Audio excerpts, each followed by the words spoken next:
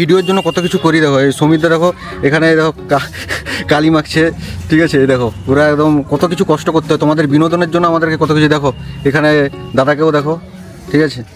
এদিকে